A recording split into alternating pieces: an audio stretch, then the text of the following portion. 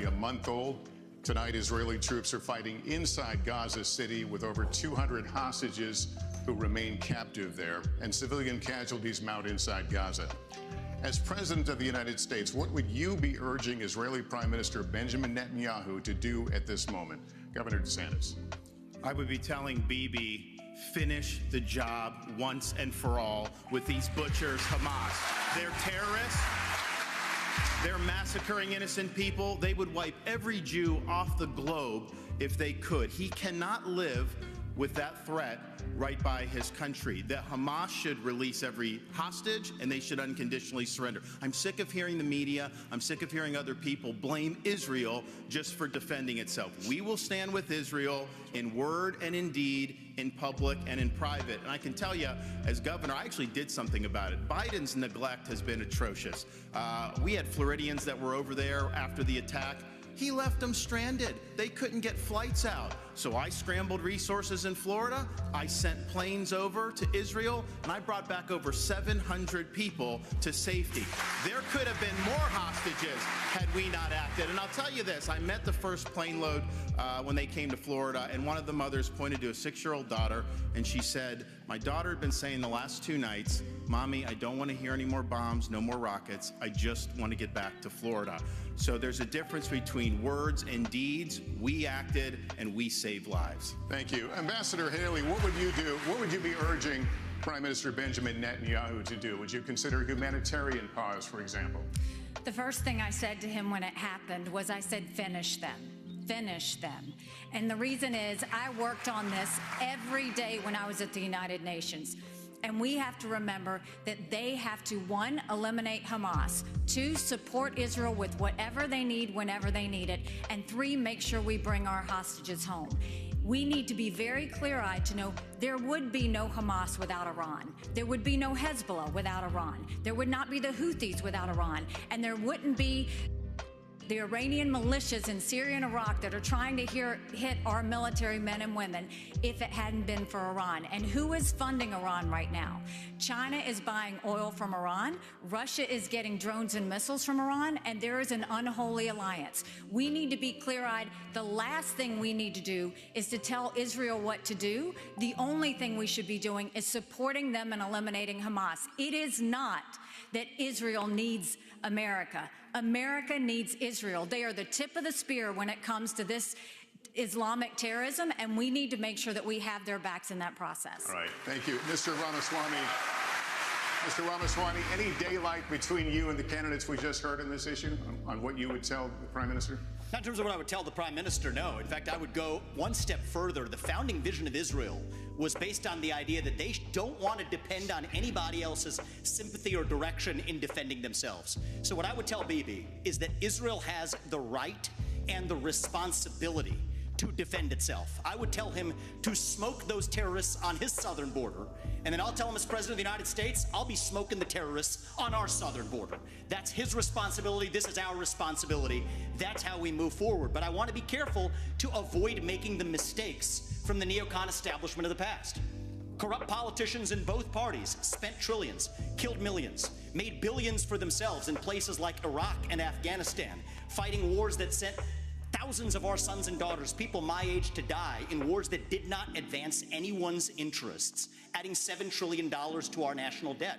And Joe Biden sold off our foreign policy. Joe Biden's son, Hunter Biden, got a $5 million bribe from Ukraine. That's why we're sending $200 billion back to that same country. The fact of the matter is the Republican Party is not that much better. You have the likes of Nikki Haley, who stepped down from her time at the UN. Bankrupt or in debt was her family. Then she becomes a military contractor. She joins the board of Boeing and otherwise, and is now a multimillionaire. So I think that that's wrong when Republicans do it or Democrats do it. That's the choice we face. Do you want a leader from a different generation who's going to put this country first?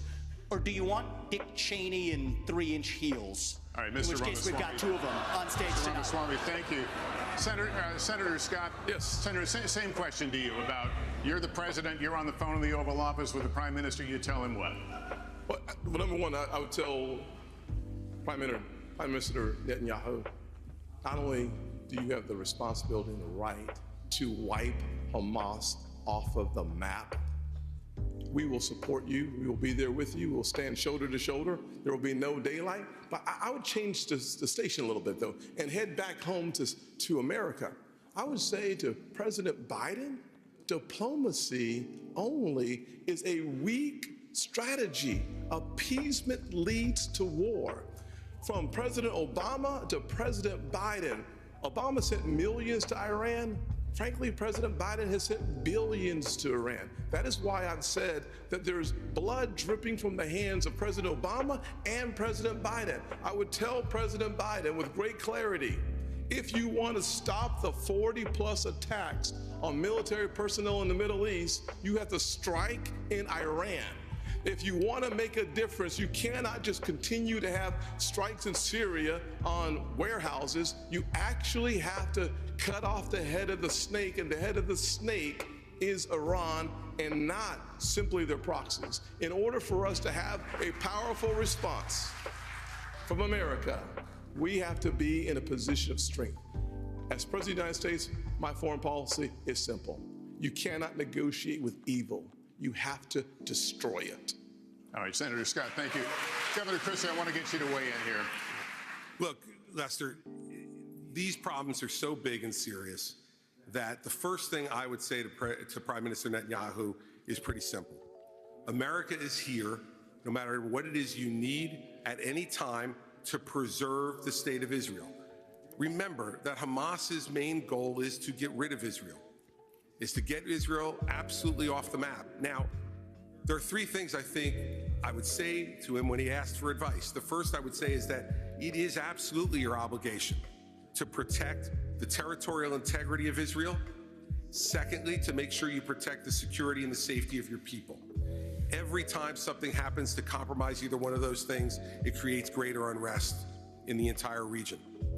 Second, you must go in and make sure that Hamas can never do this again. The fact is that Israel and their intelligence community failed. They failed here, and they failed the people of the state of Israel.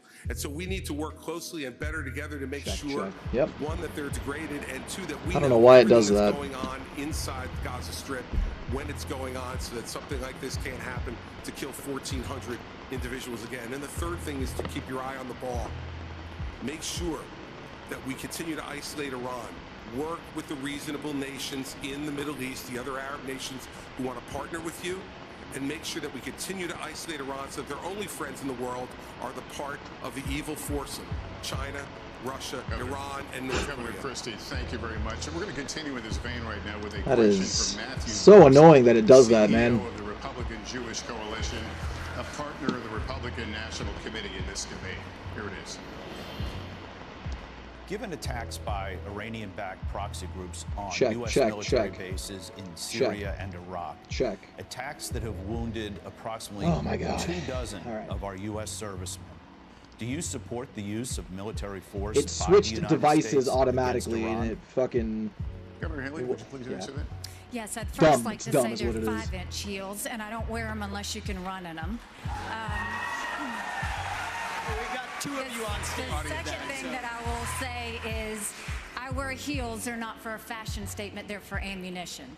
What we need to be doing for Iraq and Syria is, first of all, the idea that our men and women could be targeted and that we've allowed almost 100 hits to happen under Biden's watch is unthinkable. We need to understand this is Iran giving the green light, telling them what to do, and we shouldn't be doing the tit for tat like what Joe Biden has done. We need to go and take out their infrastructure that they are using to make those strikes with so they can never do it again. Iran responds to strength. You punch them one and you punch them hard and they will back off. But what we don't need is Biden falling all over himself to get back in the Iran deal.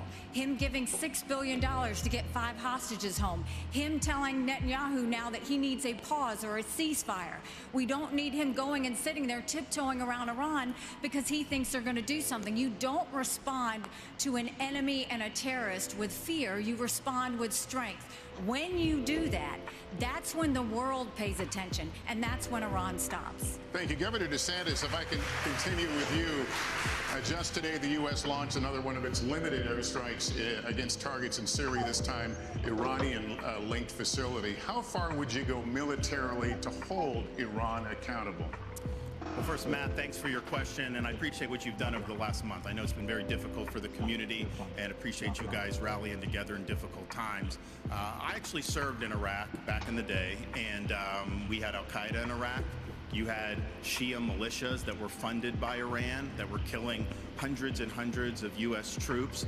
And as Commander-in-Chief, I am not going to put our troops in harm's way unless you're willing to defend them with everything you have.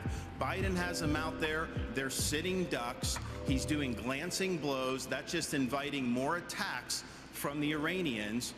I would say you harm a hair on the head of an American service member, and you are going to have hell to pay. We are not just going to sit there and let our service members be sitting ducks, and that's true whether it's Iran or whether it's any country on the world. We have to be strong, and we have to defend the people who defend us. All right, thank you, Governor. He says that in the face of U.S. Final personnel getting question from attacked. Matthew Brooks of the Republican Jewish Coalition. Please watch. Jewish students across the country are threatened and under attack. What do you say to Jewish students on college campuses who feel unsafe given the dramatic rise in anti-Semitism? And what do you say to university presidents and college presidents who have not met the moral clarity moment to forcefully condemn Hamas terrorism? Mr. Ramaswamy, would you like to take that one? Absolutely. I think the scourge of anti-Semitism across this country, including in places like my alma maters and places like Brooklyn Bridge in New York, it's sad to see, but here's what history teaches us. Anti-Semitism is a symptom of a deeper cancer in a country and a society that is lost, and we are lost. Several years ago when I wrote my first book, Woke Inc., I was talking about they were chanting death to America, death to white people, death to Christians. Nobody was waking up back then. Now it's even bad. Now they're saying death to Israel and worse. So it is wrong, but we have to get to the root cause here. Now, I think it's really important that we do this through leadership, not censorship. Leadership means fill that void with purpose and meaning. Dilute this wokeism and anti-Semitism to irrelevance. These kids, they have no idea what the heck they're even talking about when they're siding with Hamas over Israel. They are fools. But I also want to caution here, if we go the direction of Ron DeSantis or Nikki Haley, with whom I respectfully disagree on this issue, pro-censorship, telling student groups to disband, mark my words. I'm having technical difficulties. Soon they will say if you question a vaccine and its side effects, you're a bioterrorist. Soon they will say that if you show up at a school board meeting, you're a domestic terrorist. Soon if they say that J6 prisoners should be released, you're an insurrectionist terrorist. So that's where this road ends. We don't quash this with censorship because that creates a worse underbelly. We quell it through leadership by calling it out. These university administrators have lost their way, and we need leadership at the top in the United States of America that restores our founding values and that has no place for this kind of anti-Semitic hate. That's where I stand while respecting our Constitution. Your time is up. Senator Scott, let me get you to weigh in on what you just heard. Go. Let me just say to every single university president in America, federal funding is a privilege, not a right. Number one. Number two, to every student who've come to our country on a visa to a college campus, your visa is a privilege, not a right. Number three, any campus that allows for anti-Semitism and hate, to allow students to encourage terrorism, mass murder, and genocide, you should lose your federal funding today, period. To all the students on visas who are encouraging Jewish genocide, I would deport you from those campuses. We have to stand strong with our Jewish Americans. At the end of the day, we should not have our Jewish students in a library being told to hide. On our streets in New York, a Jewish citizen has the right to walk on the streets of America with no fear. They have the right to go to college campuses, go to class, and not fear. We will restore that. I started working on anti-Semitism on college campuses in 2017 because even then there was a rise of anti-Semitism on college campuses. We must force the people off those campuses and Senator frankly, Scott, thank you. Let me turn to the Governor DeSantis here. What do you think about what he just said? I was the first presidential candidate to say, if you are here on a student visa as a foreign national, you're making common cause with Hamas. I'm canceling your visa and I'm sending you home. No questions asked. Second, All right, sorry about that, chat. In Florida, who their kids do not feel safe even going to university campus at all outside of the state of Florida. You have Jewish students fleeing for their lives. Should be a little better now. Cooper Union. Joe Biden should have the Department of Justice on these college campuses and holding the like I said, technical accountable difficulties for civil rights violations. When you should not have money going to these places. I was really late to this, so I rushed the setup. We had a group, Students for Justice of Palestine. They said they are common cause with Hamas. They said, we're not just in solidarity, this is what we are.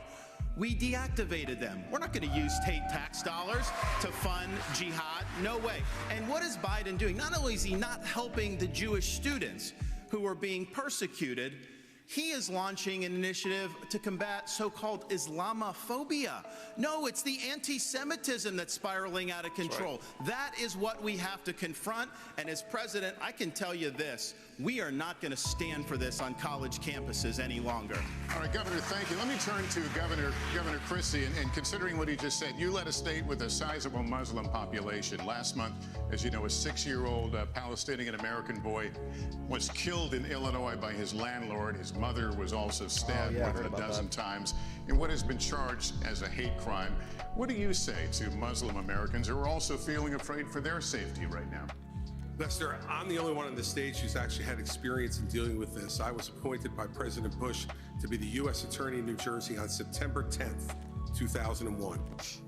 And when I took over that job after the September 11th attacks, I had to deal with a situation in our state that was explosive. We're the most ethnically diverse state in this country. And so first, we heard credible reports about Jewish students and synagogues being threatened in our state in the aftermath of 9/11. We made sure that we sent federal agents to those synagogues and we protected them, and the same thing should be being done now. At the very same time, I personally went from mosque to mosque in New Jersey and met with the leaders of those mosques and with the members of the mosques. And I said to them, law enforcement is on your side to protect you, regardless of your religion, if you are going to comply with the law. And we developed fabulous relationships with Muslim Americans all across the state of New Jersey, and we stopped any hate crimes that were going on either against Jewish Americans in New Jersey or Muslim Americans in New Jersey. It takes leadership, Lester, to know how to do this. You must work with both sides. Both sides need to know it, but let us never have a false moral equivalence between Hamas and Hezbollah and the Jewish people. The Jewish people stand for right and justice, and Hamas and Hezbollah stand for death. Governor Christie, thank you. Ambassador Haley, what do you say to Americans who are simply afraid right now in this current environment that we're talking about? I think, you look at the country, and the country is all out of sorts. I think, look at what these kids are dealing with on college campuses. What makes me so angry is not only do you have the kids barricaded in the library, they've said they were going to shoot up the kosher dining hall. You've got kids' dorm rooms who are being set on fire because they have something related to Israel on their doors. No person should ever feel in danger like this. And this is what I would say about our college presidents, is if the KKK were doing this, every college president would be up in arms. This is no different. You should treat it exactly the same. Anti-Semitism is just as awful as racism, and we've got to make sure they're protected. And for everybody that's protesting on these college campuses in favor of Hamas, let me remind you something. Hamas said death to Israel and death to America. They hate and would kill you too. And the idea that they're talking about genocide for the Jewish people, that's not the values of America. That's not us. We're better than that. We don't need to celebrate terrorists. We don't need to celebrate genocide. We don't need to celebrate violence towards anybody. We need to go back and soul search in our country and remember what we are about. And we are about taking care of people, not going and making them live in fear because some other terrorist activity says they want to destroy them. Ambassador, thank you. Kristen. Lester, thank you. This is another question for the entire field, so you will all get a chance to respond. But Senator Scott, I'd like to start with you. The United States has given Ukraine financial and military support since the war began more than 600 days ago. President Zelensky told me on Sunday if Russia isn't stopped now, quote, the price will be higher for the United States, and Americans would be forced to, quote, send your sons and daughters to defend NATO countries. Senator Scott, where do you stand on more funding for Ukraine? I certainly have been very supportive of Ukraine. I believe that ultimately we should make sure that the President of the United States states what is America's national vital interest in Ukraine. It is actually in degrading the Russian military. We've been very effective using our resources and our weaponry and the incredibly high price of Ukrainian blood to achieve that objective. Every day we get closer to the degradation of the Russian military, and that's good news. But the American people are frustrated that they do not have a president who reminds us and tells us, where's the accountability? Where are those dollars? How are those dollars being spent? We need those answers for us to continue to see the support for Ukraine. And at the same time, I would say that a package that's been offered by the president for Ukraine and Israel, that's the wrong approach. We need to focus specifically on providing Israel with the $14 billion that they need so that we show the world that we are 100% undeniably standing shoulder to shoulder with Israel. And then as we turn away from that direct support for Israel, we should go to our southern border and close our southern border with the resources necessary. I believe that we have sleeper terrorist cells in America. Thousands of people have come from Yemen, Iran, Syria, and Iraq. If we are going to deal with the national security emergency at our border, we have to do it now. Senator Scott, thank you. But just to be very clear, if you were president, if you were in the Oval Office today, would you sign off on more military funding for Ukraine, or would you discontinue it? Bottom line is we have to first have the level of accountability that allows the American people to understand where the resources have gone. Number one. Number two, after we have that responsibility taken care of and accountability, then we have an opportunity to look at the overall strategy that helps us degrade the Russian military while we use our resources and, frankly, keeping our NATO partners safe from the Russian military is absolutely essential. As you understand, Article 5 would require to support and to defend NATO, our troops on the ground. The fastest way for us to eliminate that possibility is for us to destroy, to the extent possible, the Russian military. By doing so, we actually achieve the objective of keeping our military home. And that's good news. Thank you, Senator Scott. Mr. Ramaswamy, are you persuaded by President Zelensky's urgent new plea? Where do you stand on more funding? I'm absolutely unpersuaded. And I'm actually enjoying watching the Ukraine hawks quietly, delicately tiptoe back from their position as this thing has unwound into a disaster. The first half of this race, I was the only person standing for it. Now they're actually quietly coming around to being more cautious, as they should. Level with the American people here. Ukraine is not a paragon of democracy.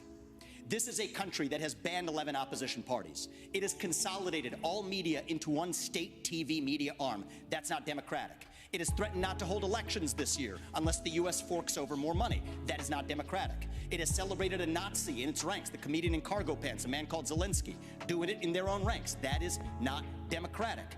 More facts for you that you won't hear from the mainstream in either party or the mainstream media. The regions of Ukraine that are occupied by Russia right now in the Donbass, Luhansk, Donetsk. These are Russian-speaking regions that have not even been part of Ukraine since 2014, that other people probably couldn't name those provinces for you.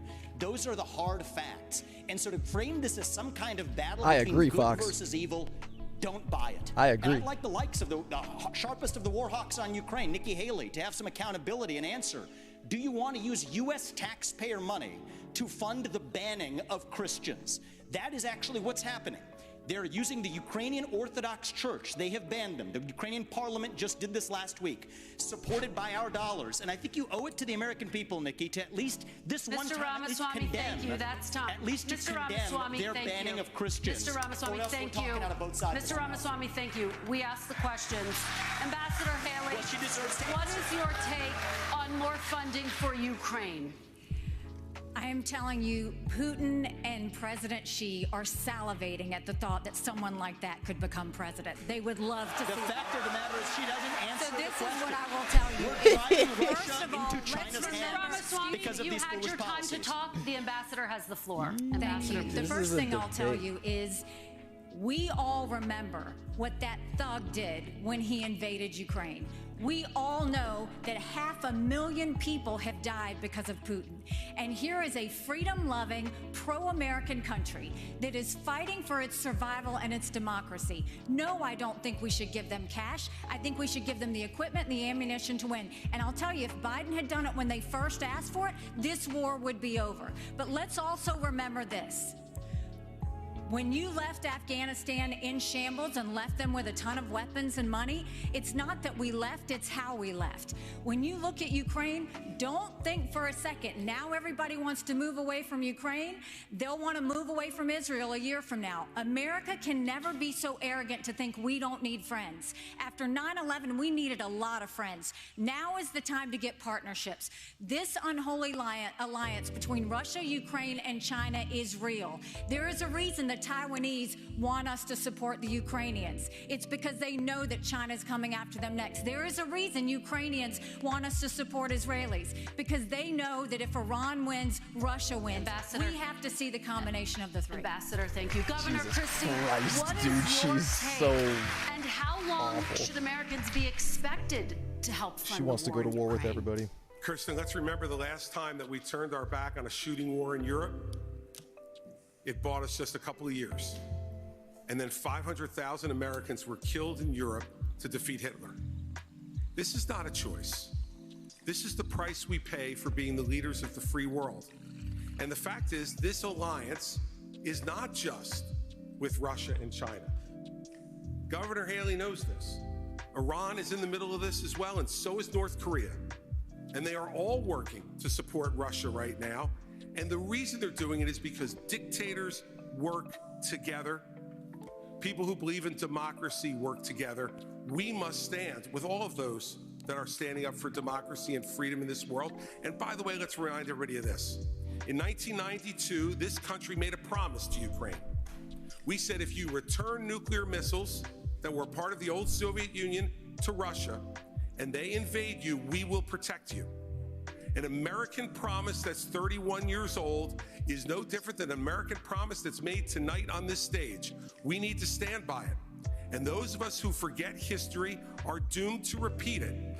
And the absolute giving in to dictators, which is being suggested on this stage, just shows the immaturity of the approach.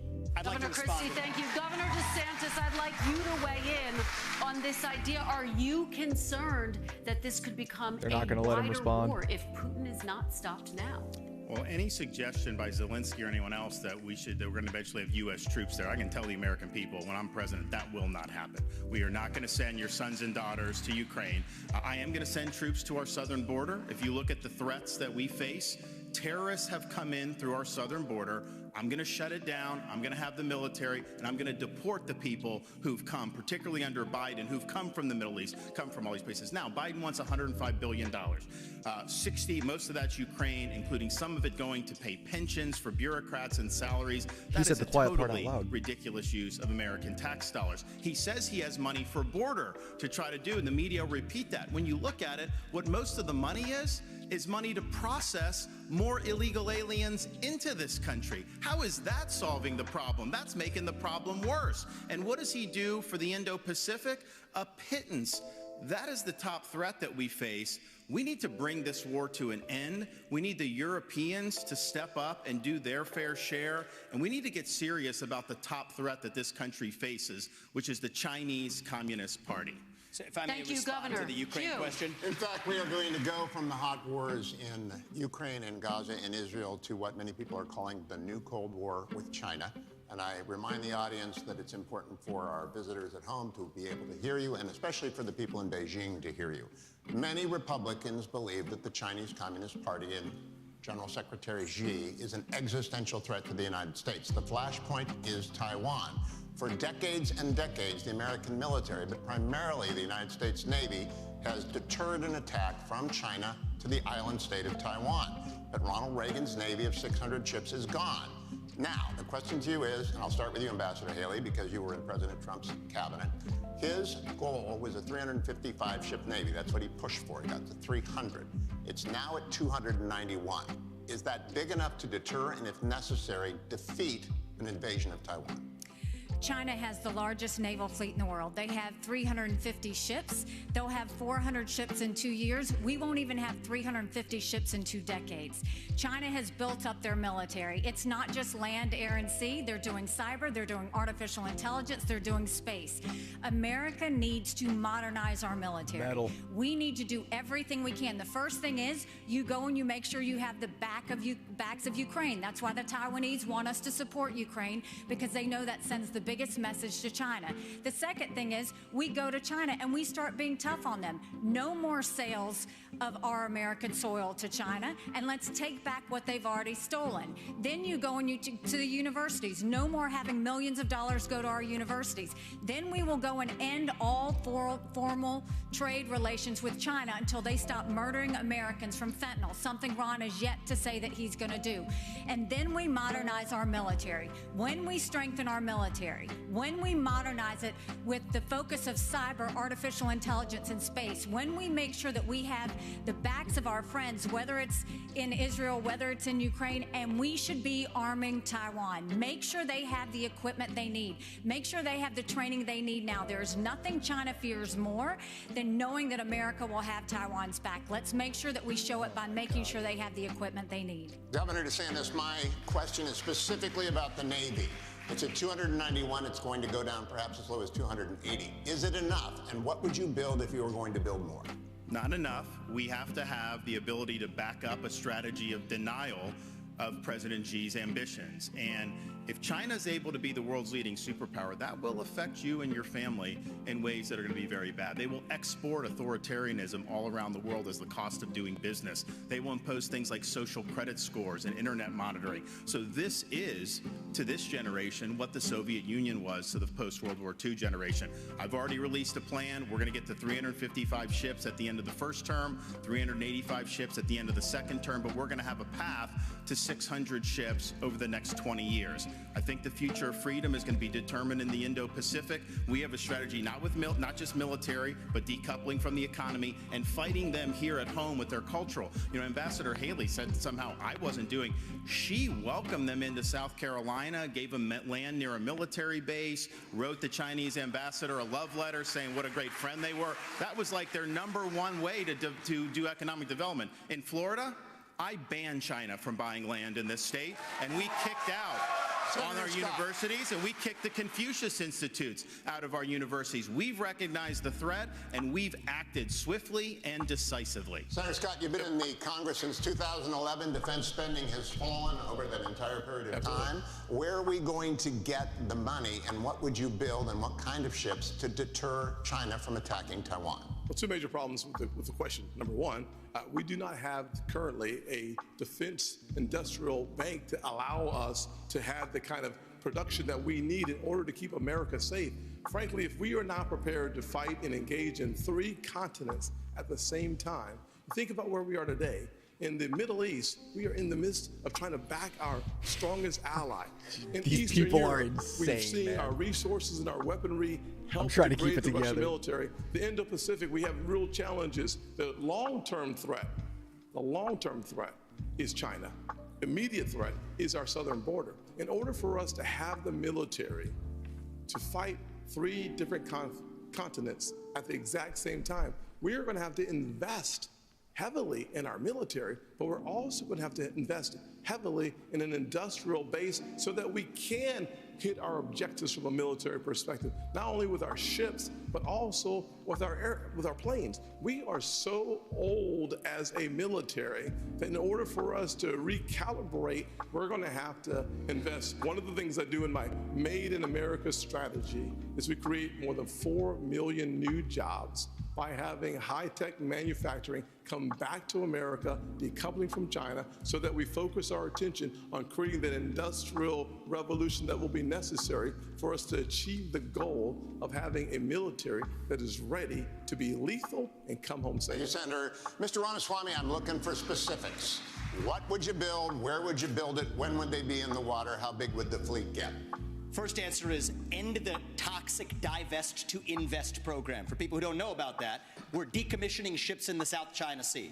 The foundation of war is economics. Rebuild our defense industrial base at home. But here's the dirty little secret. Our actual defense industrial base depends on China for the supply chain, for the F-35 jets, for the ships that we're building. Think about this. Why are we stockpiling that if it isn't to actually be strong against our enemy, China? We depend on them for that. Just like we depend on them for pharmaceuticals, just like we depend on them for semiconductors. So here's why we can't get tough with China. It's because we depend on them for our modern way of life, and we have to declare economic independence from our enemy. That's the Declaration of Independence that Thomas Jefferson, at the age of 33, would have signed. And today, if he were alive, that's the Declaration of Independence that I will sign as the next president. I do have to recognize that Ron DeSantis was correct about acknowledging Nikki Haley's tough talk when she was ambassador to the UN, calling China our great friend, bringing the CCP to South Carolina.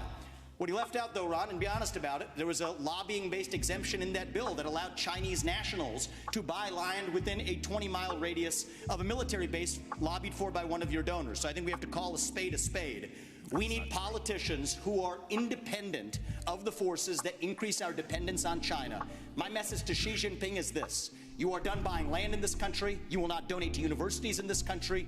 U.S. businesses won't expand into the Chinese market until you play by the same set of rules. Ramaswamy, you're kicked out of the WTO, and you actually have to have accountability for the COVID-19 pandemic financially, which unleashed hell on the world. We have to hold them accountable. Do you have a number and a plan? I think that we need to increase our naval capacity by at least 20% over the course of the next several years and be able to meet our AUKUS agreement standards. Right now, we are at risk of not even being able to meet our AUKUS standards with Australia and the UK. Buffering a bit. So what we need to do is have a plan that reverses the trajectory of the divest to invest program I'd like to by 20% over the next 3 years. Governor Christie? You know, my first observation, Hugh, is that nobody answers your. And my second observation is these three in the middle think they're the enemy. I know China is the enemy, and that's what we should be focused on. So let's be really clear. The nuclear submarines in this United States Navy is the greatest deterrent to Chinese aggression, and that is the first place I would go to increase American naval power. Our nuclear submarines are able to move stealthily, quietly, and effectively, and if we are going to deter China from invading Taiwan, the only way we're going to do it is to make sure that they don't know whether how many nuclear submarines from the United States of America are in the South China Sea and in that area and ready to strike on them if they decide to move on Taiwan. And so we, as our first priority, need to go directly to our nuclear sub-program, Hugh, and we need to increase it drastically. That would be priority number one. Ships would come next, but to me, the ships are secondary choice here. The submarines are the single most important thing that we could be using to deter China. But the other thing we could do to deter China is to let them know that the blood money they're spending for Russia in Ukraine right now will not be effective, that we send Putin home with his tail between his legs and make them understand that the same fate waits for them if they decide to move towards Taiwan. With a more aggressive nuclear sub-program, we'll be able to make that threat real. Thank you, Governor. We're going to take a brief pause now, and we'll be back to the Republican presidential primary debate. Please stay tuned. It took a long time for them to go to break.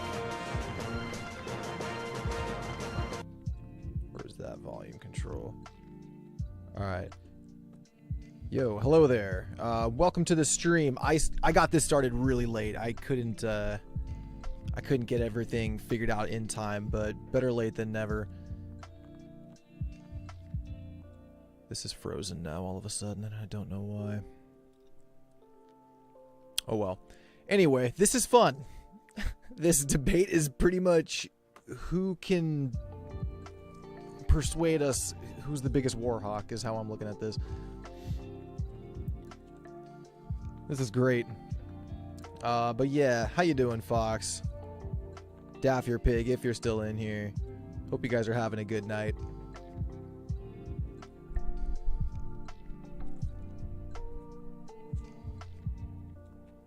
The stream kind of froze. I don't know what's going on.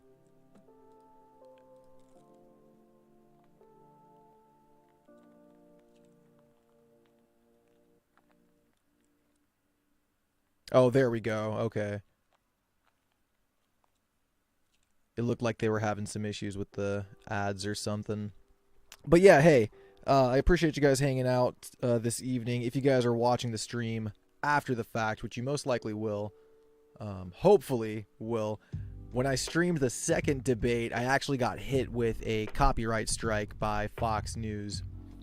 They didn't like the fact that I streamed it, so that's why I'm trying it again. Hopefully I don't get hit with another strike, but I did a couple of tricks that hopefully will throw my scent off of them. Oh, there we go. We got the sounds of the city this evening. But yeah, appreciate you guys tuning in and hanging out with me. Once these ads are over and done with, we'll turn the volume back on. I guess, so this is a brand new channel. I don't expect any of you to really know who I am. Yo, Kevin Sorbo. I used to watch Hercules when I was a kid. What's he advertising right now? Oh, some tax thing. But yeah, I'm not a Republican myself. I'm not a Democrat either. I can't really call myself a Democrat at this point. But I still like watching the shit show that is American politics. And that's why we're doing this evening. I was thinking of streaming the Trump rally, but I don't know. I don't know how long I can sit here and listen to that man talk.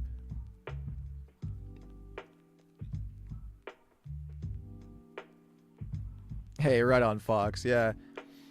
I was supposed to stream on the Star Bazaar earlier today, but I don't know. I haven't been feeling Battlefront 2. I just haven't been having a good time on it lately.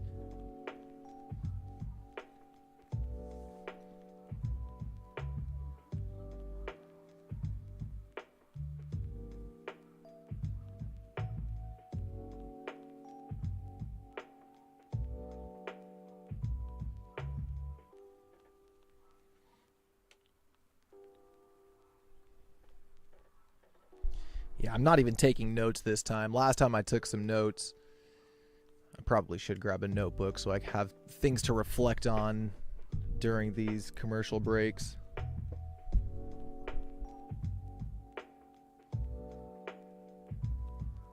Where's my notebook? Oh, that works. Buddha, Buddha, Buddha, Buddha, rocking everywhere. All right, I think it's back. Boom, boom. Welcome back to tonight's NBC News Republican presidential debate. Once again, here's Hugh Hewitt. Thank you, Lester. We're going to stay on China, and we're going to talk specifically about TikTok. Last week, Congressman Mike Gallagher, who is chairman of the House Bipartisan Select Committee on the Chinese Communist Party, published a long essay on TikTok following the flooding of pro-Hamas propaganda onto TikTok accounts across the United States. Chairman Gallagher called it shocking. He called the app predatory, controlled by America's preeminent adversary, one used to push propaganda and divide America. It's spyware, he said, a means of surveillance. Governor Christie, do you agree with Chairman Gallagher? And if so, would you ban or force the sale of TikTok? I agree 100% with Chairman Gallagher, and let me say this. TikTok is not only spyware, it is polluting the minds of American young people all throughout this country, and they're doing it intentionally. And when you saw what happened in the last few weeks with all of this anti-Semitic, horrible stuff that their algorithms were pushing out at a gargantuan rate, this is China trying to further divide the United States of America. And this is one of the big failings among many of the Trump administration. He talked tough about TikTok. I heard him do it many times. But when it came down to it, he did not ban them when he could have and should have. And now since then, we've had an additional nearly 6 years of this type of poison being put out throughout the United States, even putting aside the spying, which we know is going on, and the theft of American personal data and information. So in my first week as president, we would ban TikTok. They want to go ahead and sell it, let them go ahead and sell it. But I'll tell you another reason we would do it. Facebook's not in China. X is not in China. They're not permitting a free flow of information to the Chinese people from our social media companies, yet we just open the door and let them do what they're doing. TikTok should be banned because they are poisoning American minds, and I would do it week one. Thank you, Governor. I want to go to Governor DeSantis. Would you ban or force the sale of TikTok, regardless of whether or not China allowed American apps to operate in China?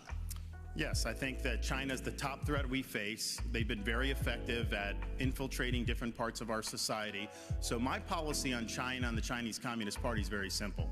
We win, they lose. And in order to do that, it's not just military, it's economic, and it's cultural. And as the dad of a 6'5" and a 3-year-old, I'm concerned about the data that they're getting from our young people and what they're doing to pollute the minds of our young people. These kids get these devices and they have a mind of their own. And I know a lot of parents are looking, it's hard to even keep it out. China's obviously the most extreme, but this is happening with other things. So we are going to do that, and we are going to make sure to protect the American people. It's a full spectrum approach to be able to fend China off. Yes, military deterrence. Yes, economic decoupling, but also their role in our culture. If we ignore that, we're not going to be able to win the fight. Thank you, Governor. Ambassador Haley, speak to the parents out there. There are probably TikTok apps on half the phones in this auditorium. No, I'm going to speak to the fact that 2 people hit me and you didn't let me respond. So let's first talk about the fact that they want to talk about the Chinese land from 10 years ago. Yes, I brought a fiberglass company 10 years ago to South Carolina. But Ron, you are the chair of your economic development agency that as of last week said Florida is the ideal place for Chinese businesses. Not only that, you have a company that is manufacturer of Chinese military planes. You have it. They are expanding 2 training sites at 2 of your airports now, one which is 12 miles away from a naval base. Then you have another company that's expanding, and they were just invaded by the Department of Homeland Security. So mine was 10 years ago. You gave Yours them was stuff. 6 I months didn't ago. give them anything. What's your story? And I abolished that agency that she's talking about. No, Enterprise Florida, we abolished it, and of course we banned China from buying the land. website Not last exactly week. a great recruiting pitch if you're banning them from purchasing land scrubbed at the all. website So we've stood last up week. and Thank we've you, done the Ambassador right thing Haley. in Florida. Mr. Ramaswamy, we've talked about this. You campaign on TikTok. How do you get TikTok banned if you use it? Well, I want to laugh at why Nikki Haley didn't answer your question, which is about looking at families in the eye. In the last debate, she made fun of me for actually joining TikTok while her own daughter was actually using the app for a long time. So you might want to take care of your family first. Leave my before daughter preaching out to of your anybody else. voice. Adult daughter. The next generation of Americans are using it. And that's actually the point. You have her supporters propping her up. That's fine. Here's the truth. You're just the easy scum. answer is actually to say that we're just going to ban one app. We got to go further. We have to ban any U.S. company actually transferring U.S. data to the Chinese. Here's a story most people don't know. Airbnb hands over U.S. user data to the CCP. Now, that's a U.S.-owned company. So this is the problem when you have Republicans that temporarily go the way the winds blow, and now it's popular to talk tough on China. When she was UN ambassador, called them literally, her words, not mine, our great friend. You can't be fair weather fans of the right policy. Get to the root cause. Even U.S. companies in Silicon Valley are regularly doing it. Cut the virtue signaling. The fact of the matter is Democrats are on TikTok today. The only person, one of the few people who is putting up content the way the actual algorithms work, speaking for pro-Israel views or others, is Ambassador me. And I Haley, predict more Republicans will join it. But stop U.S. companies from turning over data to Chinese companies. That's the real Moderators answer, not like the virtue Kristen signal. don't get to respond to personal attacks, but you do. Thank you very much. You know, when he talks about me praising China, he doesn't Not a bad know the point by fact that Vivek. The reason China was praised was because I negotiated with China and Russia the largest set of sanctions sanctions against North Korea in a generation. That is literally the reason North Korea stopped testing ballistic missiles. So I said China did good on their part. That was a negotiation you could never do. What you said, Nikki. Those are your words, not mine. And so just own up to it. You would never you can have change been able your mind. to get That's that allowed. negotiation But don't done. lie to the people about what you've said or I what have you've done fought in South against Carolina. China my You have brought entire them to South career Carolina. at the Ron is United right about Nations. that. Every day I fought China, and I did it Look at the by actual making sure hard no facts. one You could brought them to get this any country. agency heads in UN. I did it by making sure that we called them out on human rights. I did it by making sure that we held them accountable on everything that they did. That's the reason we got out of the Human Rights Council. That's the reason we called them out. And there's not been a day I haven't stopped. Senator Scott, it is your turn. Mr. Ramaswamy, made afterwards. Everybody else is hanging on to the rules here, Mr. Ramaswamy. Senator Scott. Thank you. We should. I appreciate y'all clapping for me already. This is wonderful, Andy. Love this. Without any question. What we should do is ban TikTok, period. Now, He seems like a friendly guy. Former President Trump, he tried to ban TikTok twice, but was struck down by our federal courts. If you cannot ban TikTok, you should eliminate the Chinese presence on the app. Period. We also should provide, in my parents' Bill of Rights, we give parents the opportunity to give their kids permission under 14 to be on those apps. I think it's incredibly important for us as Americans to take back control of the information, especially of our kids. Where does it go? We should know that. One of the ways that we get to know that is by having a parental consent. But if we can eliminate TikTok, that is a first step. But it's not just TikTok. China continues to spy on our kids, but they're also buying our farmlands. We talked about that several times there. We have to make sure that we use the tools that are in our toolkit to stop China from buying farmland near our bases. The third thing we have to do is make sure that they stop stealing our intellectual property. They're literally stealing our IP to compete against us. In my administration, we stopped that day one, and we start making sure that we create six-figure income for jobs made in America through my strategy. Kristen. Hugh, thank you so much. We're now going to talk about Venezuela, where millions have fled political and economic turmoil.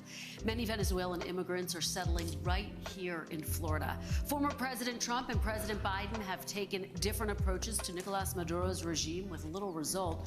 Former President Trump put economic pressure on Venezuela and backed one of Maduro's rivals. President Biden temporarily eased sanctions to encourage electoral reforms. Governor DeSantis, do you see the political situation in Venezuela as a threat to the United States, and what would your approach be? We should never rely on Venezuela for oil like Biden has had to go beg. I'm going to unleash all of America's energy potential. On day one, I'm taking all the Biden regulations, the Green New Deal, ripping it up and throwing it in the trash can where it belongs. We're going to lower your gas prices.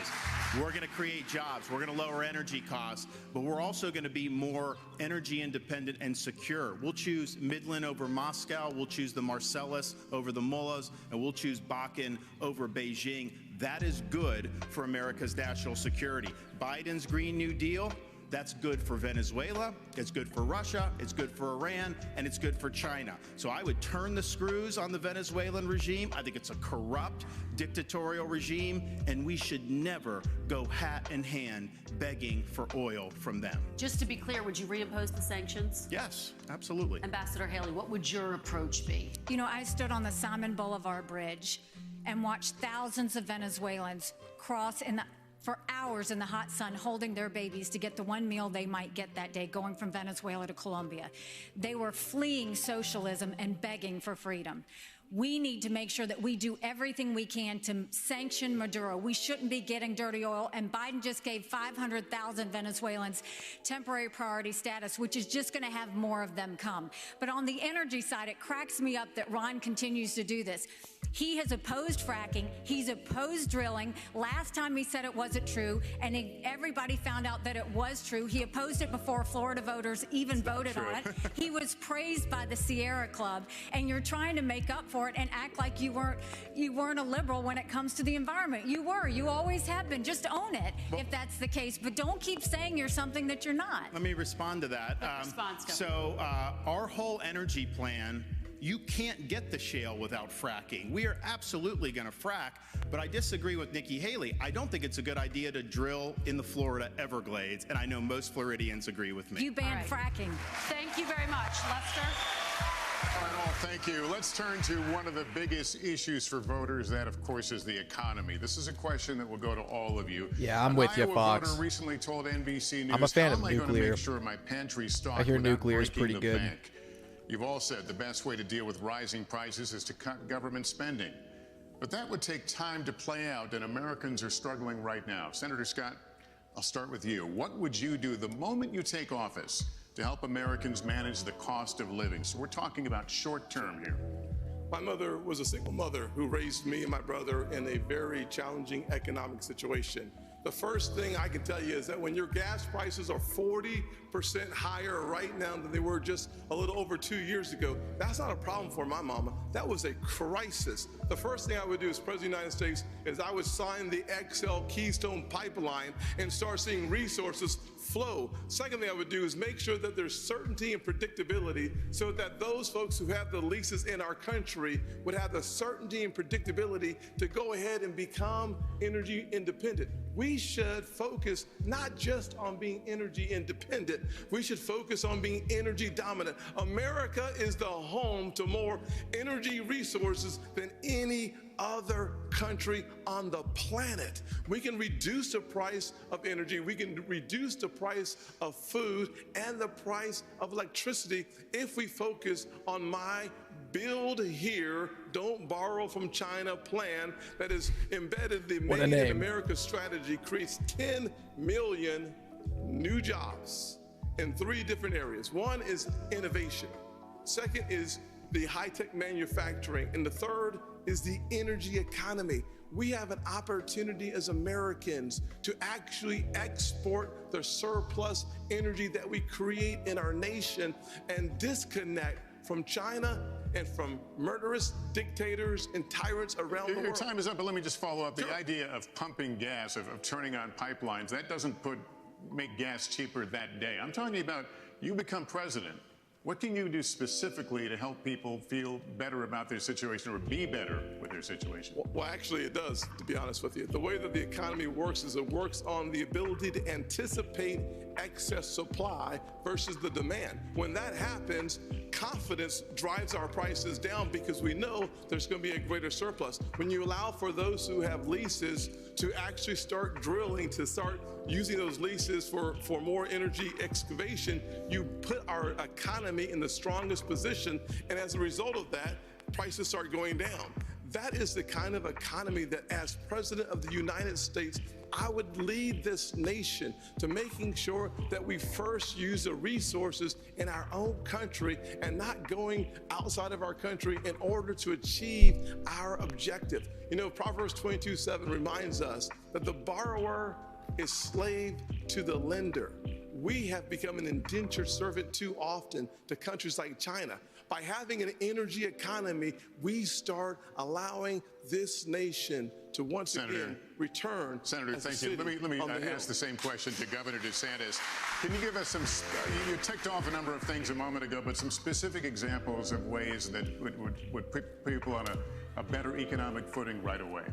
So I started off working minimum wage jobs. I did $6 an hour as an electrician's assistant. I worked all kinds of things to be able to get through school. And I did that because I believed in America, if you work hard and get the most out of your God-given ability, you can get ahead. And what's happening now, many of you are working hard and you're falling further and further behind. I've met people in Iowa, New Hampshire, and all across the country who've talked about all the burdens that they're facing with the rising prices. And I've heard from multiple people the same story.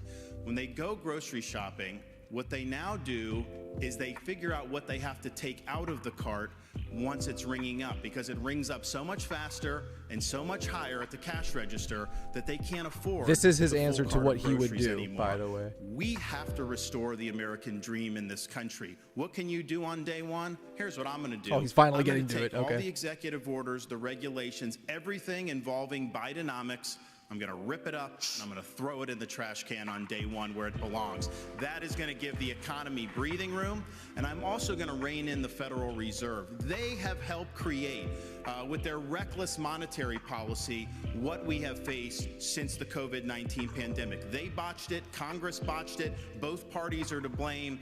Fed should focus on stable prices. They are not an economic central planner for the American people. Governor, thank you. Mr. Ramaswamy, weigh in on this. Ways that you can improve people's financial condition in the short term.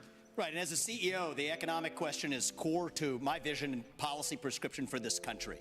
Increase the supply of everything. It's the law of supplies and demand. Increase the supply of energy. That brings down the cost of energy, grows the economy. Drill, frack, burn coal, embrace nuclear. Increase the supply of labor in this country. Stop using our taxpayer money to pay people more to stay at home instead of to go to work. Increase the supply of housing. People don't talk about this one in the Republican Party. The land use restrictions are constricting the supply of housing. That's making housing more expensive for ordinary Americans across this country. So that's the true answer. And I think it takes a CEO in the White House who actually understands this to get this done. Because Americans at home, they know the Bidenomics is a lie. Prices are going up, interest rates and mortgages to buy your home are going up, but wages have remained flat. That's the hard diagnosis for our economy. And this is about more than just our economy. I say this as a member of my generation. I'm 38 years old. I'm the youngest person ever to run for U.S. president as a Republican. The reason my generation has lost our sense of national pride, in part, is because people in my generation feel like the American dream isn't available to them. And part of the reason why is we burdened them with four-year college degrees that did not serve their head start on the American dream. People will be more proud of a country if we're all making more money in that country. This is how we national pride and our identity, and it will take a CEO in the White House with zero-based budgeting, by the way, to take on the federal debt to get this job done. Let me turn to Governor Christie on that. Well, look, Lester, part of the entire premise of the question, and I agree with Tim on this, is absolutely energy is the key to this because it drives every one of those other prices. You know, now food gets to your grocery store, it gets trucked. And those truckers have to pay for fuel, for the higher fuel prices. And when you go ahead and you tell people, we are going to unleash every bit of American energy, every bit of its potential, what happens in the futures markets? The prices go down because those people who are believing that the Biden program will continue are the ones who are bidding this up. And let me tell you the other place that's bidding it up, in the Middle East. And so if you don't believe that making sure that Israel and that Israel situation that's going on right now isn't resolved and resolved quickly as President of the United States and bring stability back, that will also not permit countries like Saudi Arabia and others to be able to jack their prices as well in what they say is in response to a crisis, when it's really what it's in response to is putting more money in their pockets. When they have an American president who knows that Israel must be defended not with humanitarian pauses and not with suggestions for ceasefire, but with letting them know we will supply them with everything they need, that will also bring stability to the market. Energy is the key to bringing this down. It's what every American family needs when they turn on their lights, fill up their car, and go to the grocery store. And we need to do that first and foremost. That's the short-term answer. Governor Christie, thank you. Ambassador Hillary, let me come at this from a slightly different direction. Americans in rural communities are being especially squeezed by inflation right now. An Iowa State University study found that last year inflation cost rural households about an extra $5,000. How would you specifically help rural Americans who are suffering right now, Ambassador? Well, I'm a product of rural America. I grew up in rural South Carolina, and I can tell you what we're seeing now in America is the rich are getting richer and the poor are getting poorer. We have to go and start beefing up the middle class, and the first thing I would do is I will eliminate the federal gas and diesel tax in this country. We'll cut taxes on the middle class, but we have to stop this spending binge that's happening by Republicans and Democrats in Congress. I will make sure, one, we claw back the $500 billion of unspent COVID dollars that are out there. Instead of 87,000 IRS agents going after middle America, we'll go after the hundreds of billions of dollars of COVID fraud that exist, one out of every $7. We'll stop the spending, we'll stop the borrowing, we'll eliminate the earmarks, and I'll veto any spending bill that doesn't go back to pre-COVID levels. That will cut trillions and allow us to be safe. We also need to be not energy independent, energy dominant. We are blessed with resources. Let's do it. But the reason no one should give you a number, Hugh, on the amount of ships in the Navy is because in a few years, our interest expense is going to be more than our defense budget. Between Vivek and Tim So Scott. no one can give you that number realistically without first tackling what's happening with the financial situation. It would be a false number to give you that. We have got to understand this is a crisis. It is a national security concern. If we don't deal with what's going to happen with that interest expense in a few years, we're going to look like Japan, and we can't let that happen. The strong dollar matters. Ambassador, thank you very much. Kristen. Americans could see their Social Security benefits drastically cut in the next decade because the program is running out of money. Former President Trump has said, quote, under no circumstances should Republicans cut entitlements. Governor Christie, first to you. You have proposed raising the retirement age for younger Americans. What would that age be specifically, and would you consider making any other reforms to Social Security? Sure, and we have to deal with this problem. Now, look, if we raise the retirement age a few years for folks that are in their 30s and 40s, I have a son who's in the audience tonight who's 30 years old. If he can't adjust to a few-year increase in Social Security retirement age over the next 40 years, I got bigger problems with him than his Social Security payments. And the fact is, we need to be realistic about this. There are only three things that go into determining whether Social Security can be solvent or not. Yeah, people want to work Retirement forever, age, guys. Eligibility for the program in general, and taxes. That's it. We are already overtaxed in this country, and we should not raise those taxes. But on eligibility also, I don't know if out there tonight, and if you're watching Warren, I don't know if Warren Buffett is collecting Social Security, but if he is, shame on you. You shouldn't be taking the money. There are a lot of programs in this country that we all pay for that we don't get a direct benefit from. Food stamps is one of them. I've never, fortunately in my life, ever had me or my family on food stamps. But I'm glad it's there so that no one in this country goes to bed hungry at night if they have availability to that program. But I don't get a direct benefit. The fact is, on Social Security, remember why it was established. It was established as a safety net program to make sure that no one would grow old in this country in poverty. That's what we got to get back to. Rich people should not be collecting Social Security. Governor, can you give me a specific age, 69, 70? What would the age be? No, look, that's going to be a part of a negotiation with Congress, Kirsten, and hell, I'm not going to start negotiating until I get there. All right, Ambassador Haley, let me have you weigh in on this because you said in June that you would be open to raising the retirement age. Have you determined what that age would be specifically, and what other reforms are you looking at? So first of all, any candidate that tells you that they're not going to take on entitlements is not being serious. Social Security will go bankrupt in 10 years. Medicare will go bankrupt in 8. Right now, you have Ron and Trump joining Biden and Pelosi saying they're not going to change or do any sort of entitlement reform. What we need to do is keep our promises. Those that have been promised should keep it. But for like my kids in their 20s, you go and you say we're going to change the rules. You change the retirement age for them. Instead of cost of living increases, we should go to increases based on inflation. We should limit benefits on the wealthy. Bernie Marcus can tell you he hates getting that check. Limit the benefits on the wealthy, and then expand Medicare Advantage plans. Seniors love that, and let's make sure we do that so that they can have more competition. That's how we'll deal with entitlement reform, and that's how we'll start to pay down this debt. And can you give me a specific age? Have you determined the age? Again, you have to work with Chris. What I can tell you is it's going to be those in their 20s just coming into the system, and it should reflect more of life expectancy. It doesn't do that now. All right, Mr. Ramaswamy, have you determined if you would touch entitlements and Social Security? What, if any, reforms are you looking at? So this is really important right now. We're working within the last window I believe we will have to actually fix this problem while still leaving Social Security and Medicare benefits for current seniors intact. I'll tell you how.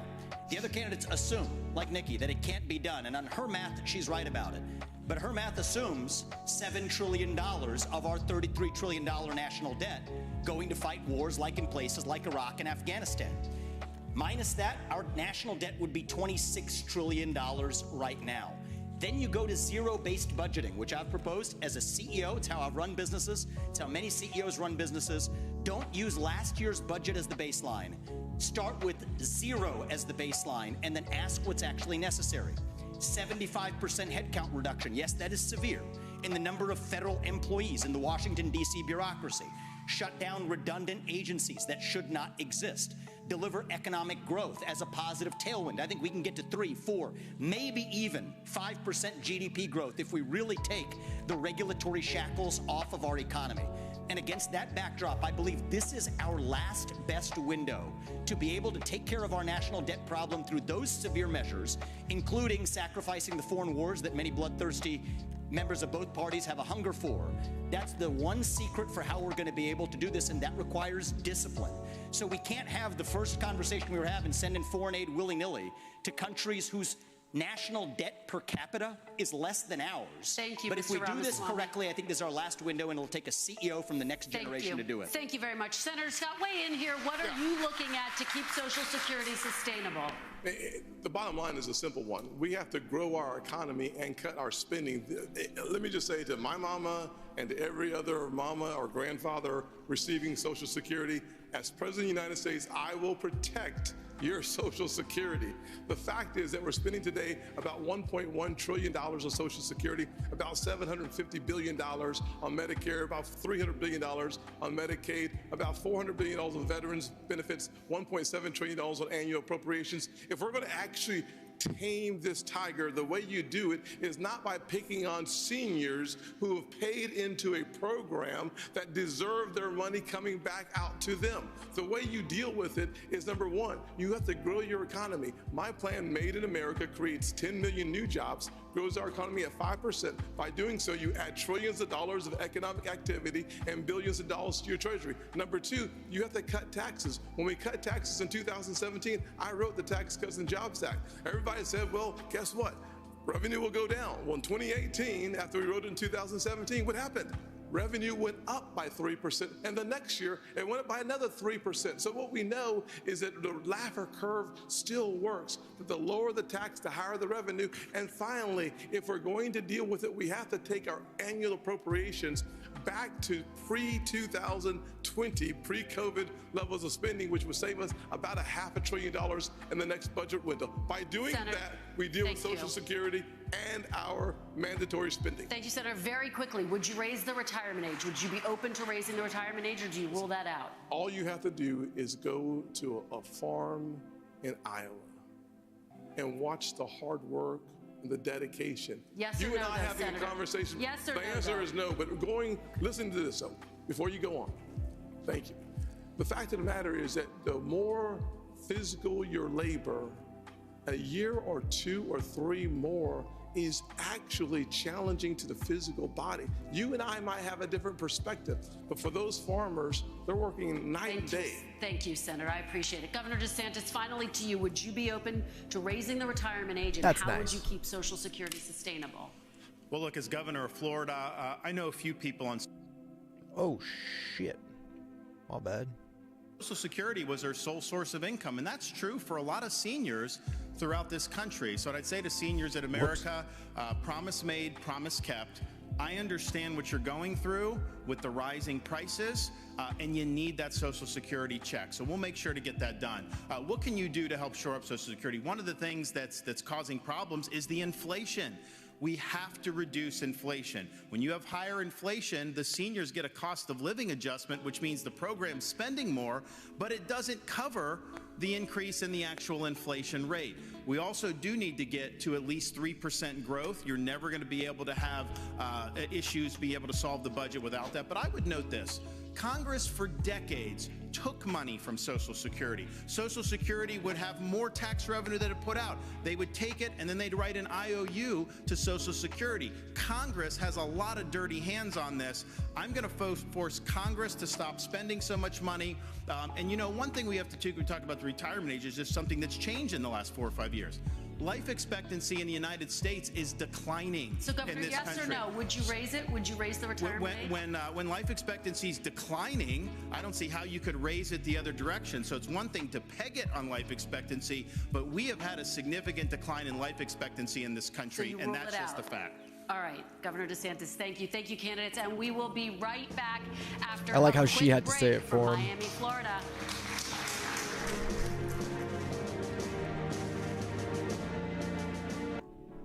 Cool. Who do you think will win the debate? I think Jesus Christ himself is the one who wins here, because all of these people are scum. Not really. I actually like Vivek. I think Vivek's pretty cool.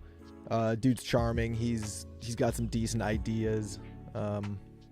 Haven't agreed with everything he said, but as far as like common sense on the stage, he seems to have the most of it. Tim Scott seems like a pretty okay guy. He seems like the kind of guy, he's kind of like George Bush. Like you just want to sit down and have a beer with him, you know? He gives off that kind of energy. Let me see. In that round, they talked about TikTok. They talked a little bit about Venezuela, but the Venezuela thing was more about the whole energy issue. It tied into the energy question, which was the bigger topic, which then segued into the economy. The note here I made was that they always rope in like a previous topic, like Chris Christie was talking about the economy and energy. That was the topic they were on, but then he brings up the topic of Israel, and he's like, supporting Israel makes the economy better. And it was just interesting hearing how they bring in past subjects just to remind everybody that like I'm for this too. Like, remember that, keep that in mind. That's what I get off of it.